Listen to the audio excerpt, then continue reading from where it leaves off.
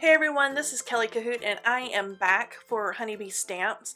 Today I am sharing a shaker card with you that I have made using lots and lots of the new Honeybee Stamps dies. So I've taken the layering dies and I've layered all three of those layers together. Those are just cut out of plain white cardstock. Then I took one of the hex shapes and cut out that hex shape there, and that's going to be the little window portion for my shaker card. I also cut some pattern paper. I changed my mind midstream and I don't end up using that, but it's cut there. And I cut a frame that's going to hide where I have cut into those layers. The next thing I did to get the look of that shaker hanging off the side of the card was I took a piece of acetate and I scored it just on a scoreboard, and then I took my bone folder and I went over and over that fold line really well to get a good crease. I'm now taking some Be Creative tape or some score tape and I'm going around just one side of that hex shape. That is what I'm going to use to connect it onto those background pieces, the hex background pieces. As you can see there, I didn't go all the way around because that is the part that you're going to see that kind of hangs off the side of the card there. So I'm going to stick that down, and now what I have is that piece stuck down, but I have a little flap that opens up that I'm going to be able to insert my little sequins and beads and just have a little spot for those little shaker parts to hang out. Next thing I'm going to do is attach that white frame, and this is just to cover up those cut lines of where I ran that hex through my die machine. I'm going to take some scissors and snip off that side because all I want you to see on that side is that acetate and the pretty sequins.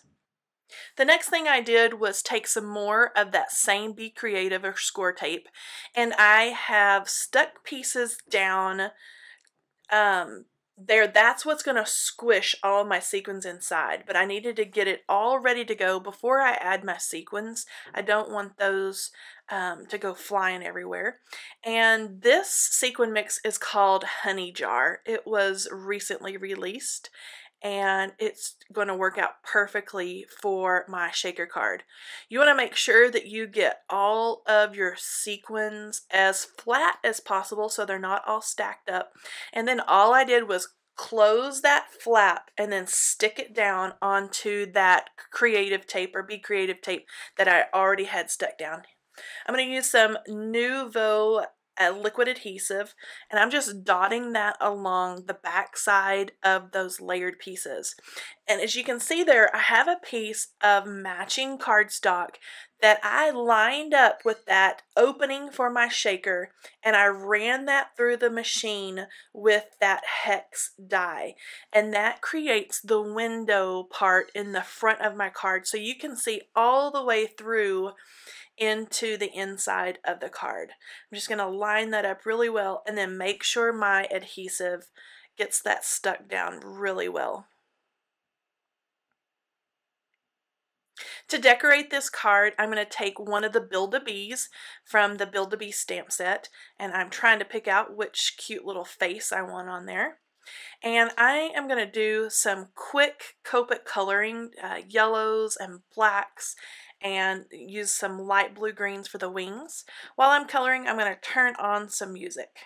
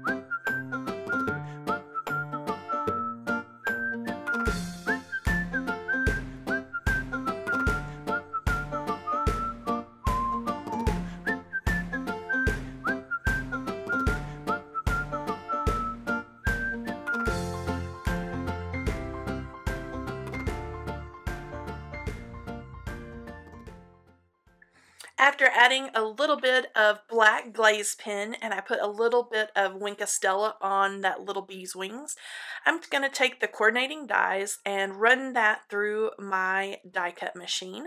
Hold that down with a little bit of washi tape. I added her on and then added a greeting from the Beautiful sentiment set, and it says sweet as honey. I have stamped that and then embossed it with gold embossing powder. I'm adding a little bit more of that Nuvo adhesive in little dots, and I'm just adding a few of that same sequin mix to the outside of my card, and then that is going to finish it up. It was super fun to play with these layering dies in ways that I haven't done before. Usually I just use them for the background of my card, so it was fun to make it into a shaker.